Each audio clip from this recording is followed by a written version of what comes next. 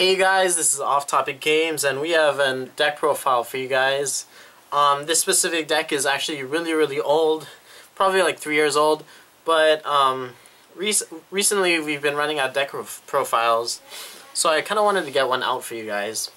And then recently I noticed that a deck profile of my old deck was taken down, I guess, so I wanted to make my own. And yeah, so if you guys didn't know, my name is Kaden Kawakami. I'm the one who usually does all the deck editing and like matchup editing and uploading and replying to comments. But what I am, or was I guess, is the Cardfight Vanguard Stand-Up Challenge Cup 2013 champion. I won the entire tournament basically with this specific deck. And then the deck profile that was on YouTube was taken down. So I wanted to make my own to show you guys what the deck is, what it does, and then how it's like good and stuff. So before we get into deck profile, let me just show you. This is the trophy. It's actually super heavy. It's kind of nice though. And then here's the what is it called? Certificate. Yep. So let's start off with the deck profile.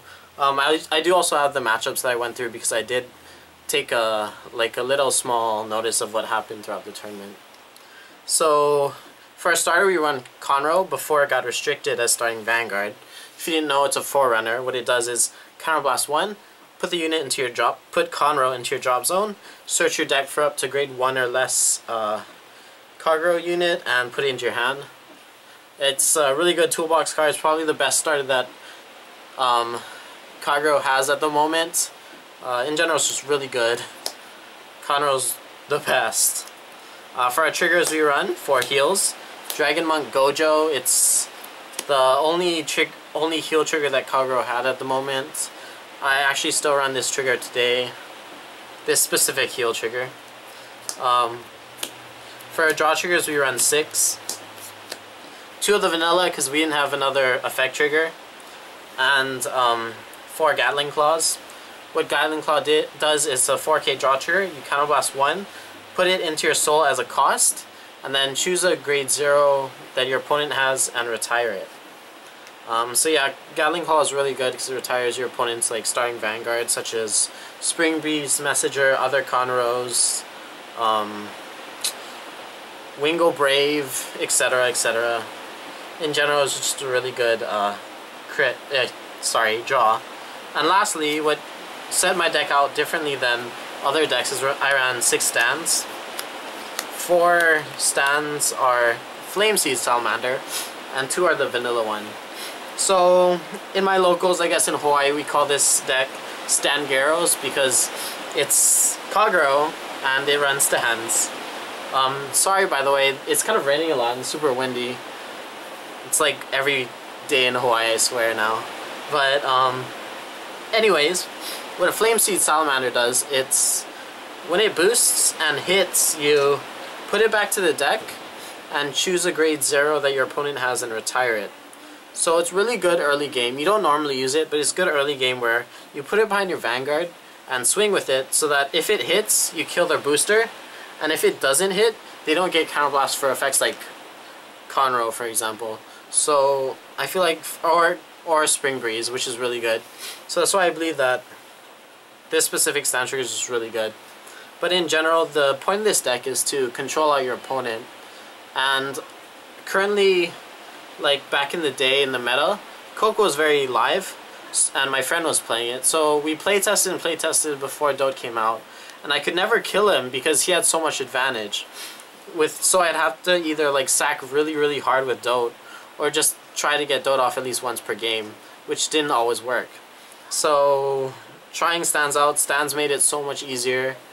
You get out your big lanes, you control out your opponent, and you take away their advantage. And yeah, I'll talk more about the stand choices and deck later, but I do believe that the stand type of deck is the correct build, or it's the better build. Because, yeah, for reasons. I actually believe this deck was like tier 0 to tier 1 for the longest time. Until Descendant came out. Yeah, which is pretty long considering set 5 to like set 11. Or set 10. So for our grade 1s, we run 3 Baris. Just so you know, Bari starts with Conroe, although I don't normally do it. I ran 3 because you can get away with it. Yes, it's kind of plugging in my hand. It kind of doesn't make sense, but it is. Because I just always get perfect guards, which is really weird. But back in the day, you didn't really need it because, like, in the meta, what you had to worry about, like, Majesty Lord Blaster, swinging high numbers, and that's all. Because the rest swings for like 20, 21k, so it's 2 cards anyways. So yeah, Bari, you can get away with running 3 perfect guards back in the day. It was okay. Next we run 3 Gojos. It's a 7k booster. What it does is you rest this unit, discard a card, and draw a card. It's really good for filtering. Because we run stands, we want more cards, or advantage, or like we want to see more cards out of the deck. Specifically grade 2s and 3s because we need attackers for stands to go off. So we use Gojo if things are getting really, really bad. If we have like so many draw triggers in hand or so many boosters and stuff, we use Gojo to try and filter and see more cards and get ourselves in a better position. And then with Gojo resting itself, you don't need to swing with the rear guard first, because with stands, so that you can just stand the Gojo instead of standing a rear guard. This is good because if your opponent doesn't have any rear guards, and they're at 3 damage, for example, and you're at 3 damage, if you swing with the rear guard first, they're at higher damage, so your Vanguard can't hit. Your Vanguard can hit, but your heals won't go off. So that's why sometimes just resting the Gojo is a good play to do. So next we run 4 Bars. Bars AK Vanilla. At the moment now, you probably won't ever see it until the Legend deck comes out with a new bar. That's an AK booster. I mean, it's a good ride. It makes good lanes with Burning Horn. Makes 20k against 10k Vanillas. Or sorry, 10k Vanguards. And then back in the day, cross rides and 12k Vanguards were prevalent. So you needed more power to make those magic number columns. So for example, you know, bar with a grade 3 or bar with a 10k vanilla makes 18 to 19. So it works a lot. And then bar with a 9k makes 17, which is good against Majesty Lord Blaster. So that's why bar is in the deck. It was really needed back in the day because of cross rides. Lastly, it's kind of like our tech options, I guess. We run 2 Kimnaras. It's a 6k. What it does is you kind of blast 1, put it into the soul. If you have a Kagero Vanguard, you choose 1 grade 1 on their field and retire it. So this is good because you're playing a control deck, obviously, right? And then you have to know that 5Ks comes in the form of draw triggers, grade 2s or grade 1s. And normally 3 grade 1s are like all you need for the entire game, technically speaking, unless they retire it. Because so normally guard with grade 1s is 5Ks, but if you kill the grade 1s, they'll have a lot less because they'll be guarding with it. And you're playing a control deck. So what you do is you remember the drive checks and memorize it. See what they need and kill what they have that they need. So let's say they don't have too many boosters, for example. You activate the Kimnara, you kill the boosters, and then you can also, if they don't have like front row rear guards, or if they don't have more replacements for the grade 2s and grade 3 attackers, you swing at the attackers anyways. So it's kind of an annoying deck because you're annoying the opponent. They'll probably be at decently low damage as well. So because of that, you get your heals off and they don't, which is very important in the deck too. So it's super control-y actually, but it worked a lot. It works really well. So yeah, this is Kimnara. 1 Airmo. I'll probably almost always get it because of Conroe, which is why Conroe is super good. Unfortunately, it got restricted. But what it does is, when the unit hits, you discard a card and draw a card. So I usually put this behind Dote, the Vanguard. It hits 17 without cross-ride, and with cross-ride it hits 19. 19 is a good number against rear guards, which I will almost always do. Airmo filters for the cards that you need, or filters your deck. You basically just see more cards. And then if you're lacking Dote and it hit, you can use Airmo first to hopefully fish for the Dote and then use Dote afterwards if you draw it. That's 13 grade 1s. So lastly we run 1 Heat Nail Salamander. This is the other card that I'll probably search if I already have Airmo for Conroe. What it does is when it boosts and it hits, it retires a grade 1 and it goes back to the deck. So it's like Flame Seed Salamander but for grade 1s.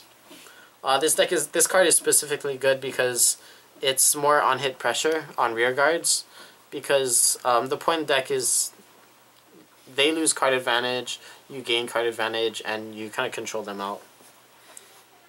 So basically for the grade 1s, for this specific card, whether you hit or not, you're doing something good, because they either guard it, which they lose cards, or you hit and they retire. So yes, that's the grade 1s. For grade 2s we run 4 12k attackers for Overlord. It's Burning Horn Dragon. Pretty self-explanatory. It makes good numbers. 20k, 18k minimum. 19, 20k. It's just a good card. You can also just play it, straight play it, and it'll swing at Majesty Lord Blaster unboosted, which is really good for your stand specifically. So back in the day, Burning Horn's like the best grade 2 that you're running. Next we run 4 10k vanillas, 3 Crash Shot Garp, and 1 Dragonic Knight Nahalem. 10k vanillas are good back in the day because again it makes good numbers with 8k vanillas, because it's 18 basically. The only thing you can really do with 18k columns is either grade 3s, 12k attackers, or 10k vanillas. So 10k vanillas are really good. And it's also pretty good as a grade 2 right now. So it's pretty justifiable. So yes, that. Next we run 2 Bellicosi Dragons. It's one of the optimal, what I believe now in that specific format, 2013, is one of the 2 optimal rides. The other being the next card that you'll see here. Bellicosi was optimal ride because you can use the Conroe, Counterblast, and then use Bellicosi and unflip it if it hits. So you ride Bellicosi and then call like the Airmo behind the back of the Bellicosi. So if it hits, you unflip damage and you get the Airmo. And normally you don't guard the grade 2 or the grade 1, so it's free tutor. Yeah, free tutor and free filter, which is really nice. And then as a rear guard, it creates some pressure, because if you do, you unflip, and then I can use more of my cards like resources however I want, specifically Kimnara or Dote or Dragonic Overlord, which you will see soon. So next for our tech options, we run 2 Tejas. Tejas is a really good grade 1-2 ride because it swings at your opponent's starting Vanguards, and it swings at boosters in general, which is good. And generally speaking, if you're playing Tejas, it should almost always have a target to hit, or you just don't call it in the first place, because they'll have a booster behind the back and you can just swing at the back. And if they have an AK in the front, you swing at the AK. And if you get a stand, you can just swing again. So in general, Tejas is a really nice card. You don't run a lot of it because the power line is small, but it makes decent 15k to 16k columns with a 7k or an 8k, which is fine. Next, for our grade 3s, we run 3 Dragonic Overlords, the OG. Counterblast 3. If it's on the if you're using it as Vanguard, loses Twin Drive, which you should never be doing. But if it hits a rear guard, it gains plus 5,000 first, which is pretty important. And if it hits a rear guard, you stand it. So this is good because usually you want an AK behind it. Swings for 24 at a rear guard, and generally speaking, they'll let it hit, or they can guard it. That's totally fine too. But whether or not, you can always just hit a stand trigger on Dragonic Overlord, and it makes your opponent super minus because it's really good. It does cost Counterblast 3 though, but if you're not using any other Counterblast, Dragonic Overlord is fine for your target. It's also it's 3 because it's kind of cloggy as 8 grade 3s, and we also only run 3 perfect guards, and I want more room for the grade 2 space, so that's why I run 3. For grade 4s, we run 4 Dragonic Overlord DNs. It's a really good card. What it does is, if you have Dragonic Overlord in the soul, it gains plus 2,000 continuously. And Counterblast 2, if the unit hit, you Persona Blast and restand it. So at the current time, the consensus behind Dode is if it hits, you win the game basically because you're ahead in so much advantage.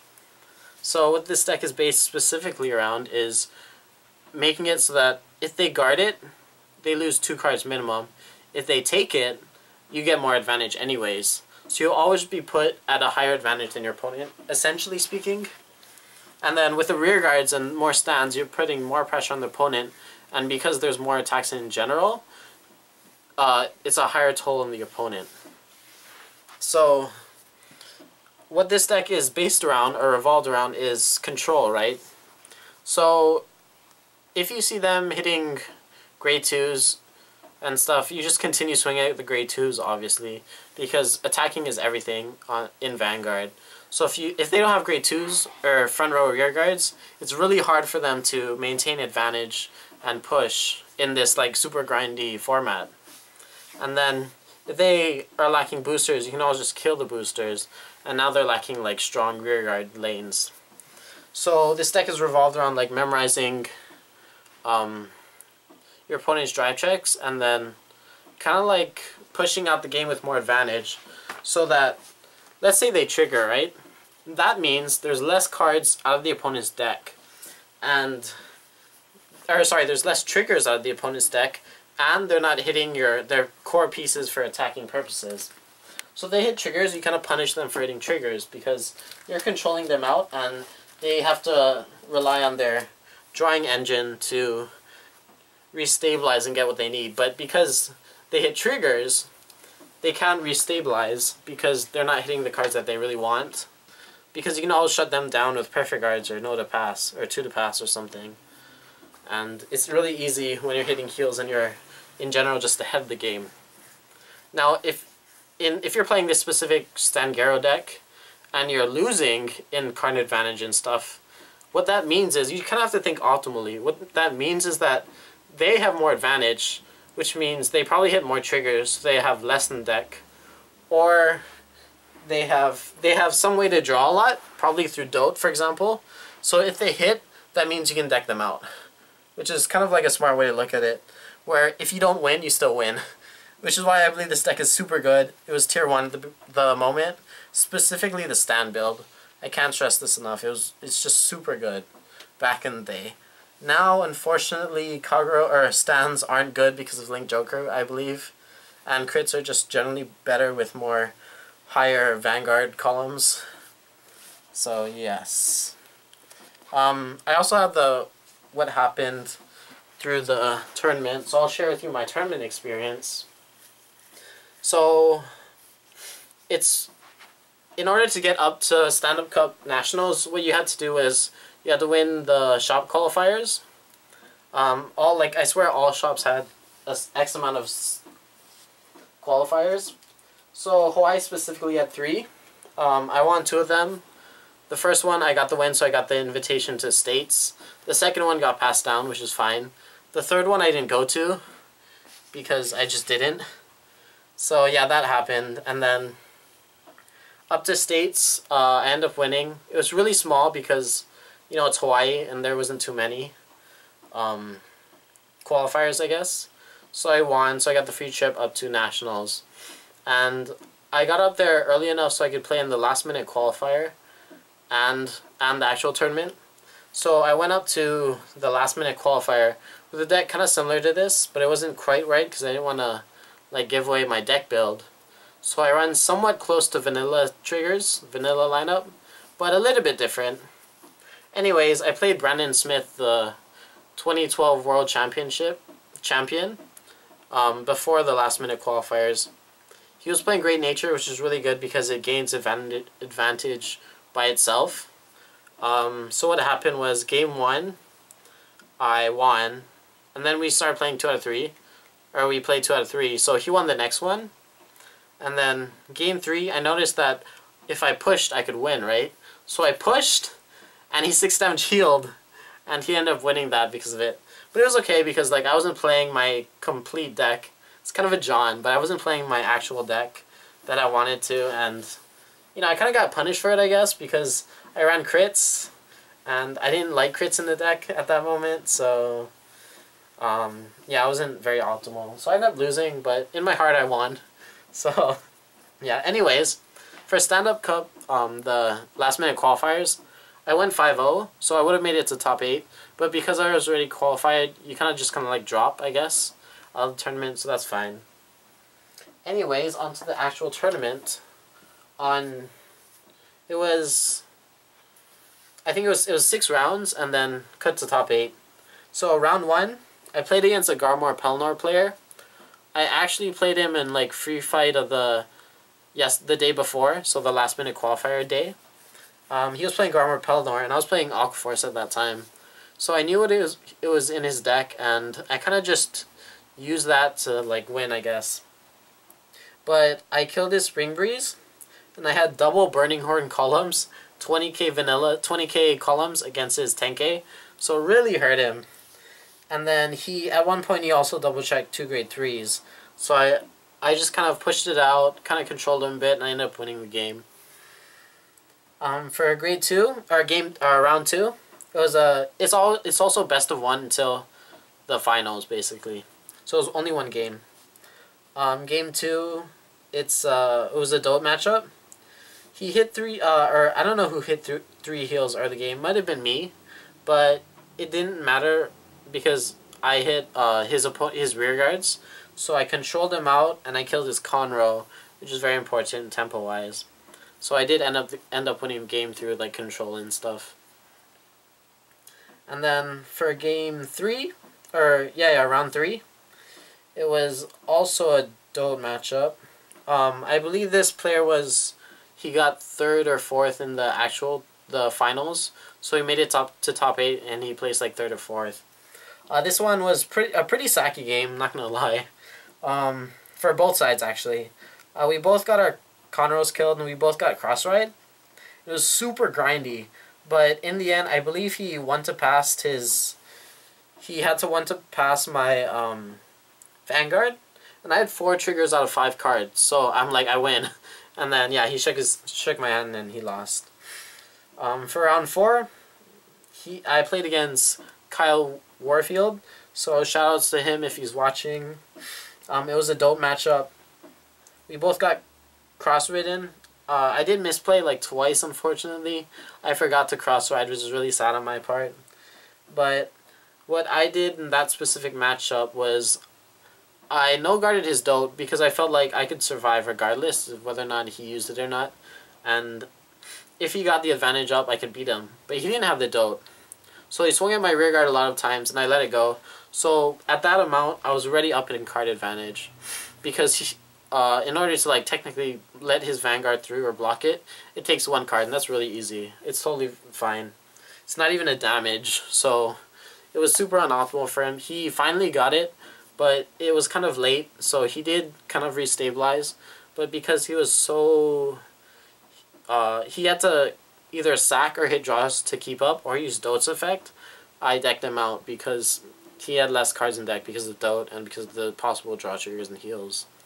So that's how I won that game. In round 4, I decked him out. I also controlled a lot, which really helped. Basically, just swung at the rear guards all day and killed the boosters. So yeah. Round 5, feeling pretty confident. I played against the 2nd place Gold Paladin guy. He got grade locked. So at 1 for like 3 turns, so I won. It's pretty self-explanatory. I just kind of killed him because he was grade locked. And it's kind of a bad matchup because he has 10k Vanguard. But it didn't matter because he was grade locked at 1 for like 3 turns. So yeah, I just won. Game 6, we're both 5-0. So to us, it didn't really matter. It really didn't. But he was grade locked at 1 for like a turn, which was really sad. But the match didn't mean too much to us because we both would have made it in regardless. But in the end, he had like a 5-card deck and double drew to deck out. So I ended up taking that game. And then now to top 8. I played my first MLB for the day against my first Majesty Lord Blaster. It was actually really close. We both kind of misplayed a bit. He triggered decently. I didn't trigger too much. But in the end, I ended up winning, so that was very nice. Shoutouts to him if he's still playing the game and watching. So yeah, that was game 7, or round 7 of top 8. So now we're into top 4. This specific guy won the last minute qualifiers. So I played him in top 4. He got gridlocked again at 1 for some weird reason. For a couple of turns. He double drew in damage, which was really, really good. And he swung at my rear guards, which is solid against... He's a solid player, basically, because he was gridlocked, so he tried to minimize what I could do by swinging at my rear guards. But I ended up taking it because he got gridlocked, and I kind of just pushed my way through, so I won that game. And then now we're into top 2. Against the gold paladin guy I played against earlier in the round. It was best 2 out of 3. So first game, we both got gridlocked at... We both were going to get gridlocked. He got gridlocked at 1, but luckily I was able to top deck my 1. It was a perfect guard. I completely remember. But I ended up winning. There's not too much about what I can say in that stuff because he got gridlocked, but I did kind of control him a lot. Ended up winning. Game 2 was super scary because at the start I had 4 dotes in my hand, which is really scary. I topped the 2 on my first draw, which means I wasn't gridlocked, so that was very lucky for me. I used dote once because, you know, I had 4, right? So I rode 1, so left with 3. I used Gojo for 1, which is 2, and then I air mode 1, which is 3, and then I used 1 for skill, so all my dotes were gone. So it's kind of vanilla, but I still was able to control him very well because my dote went off, and then I had more card advantage to control him out, use 20k lanes and all this stuff. And then also, all my heals were gone at the beginning of the game, which is super scary going into an almost gridlock game with so many grade 3s in hand. But regardless, I won that game, and then I was undefeated throughout the entire tournament. So I ended up winning, and I was pretty happy, pretty stoked. And then a judge asked me if he wanted to play later on after, and I ended up losing because I got stacked pretty hard. But like, I was just done with tournaments, so it was totally fine. Didn't really matter if you win or lose afterward. It's a tournament that mattered in my mind. So overall, my tournament experience was very good. I'm not gonna lie, I got pretty lucky and pretty sacky. I hit a lot of draws in damage zone. But I did play pretty well. And yeah, that's the basic tournament mindset that I went through in the general day, or days. So I hope you guys enjoyed it. This has been Off Topic Games deck profile on Standgeros, Dragonic Overlord the End, Stand Up Cup 2013 Champion deck profile, or deck list. I hope you guys, this kind of like inspired you to try out new things. And I hope Control comes back, like Super Control with stands, because I really enjoyed it. But yeah, in general, again, I hope you guys liked it. If you have any comments, questions, or suggestions, or just want to talk or something, leave us a comment because we all totally enjoy it, even though I'm the only one who responds, but whatever. If you did enjoy it and stuff, please like and subscribe, and I'll see you all next time with more deck profiles, more real deck profiles coming soon. So I hope you guys look forward to it and enjoy it.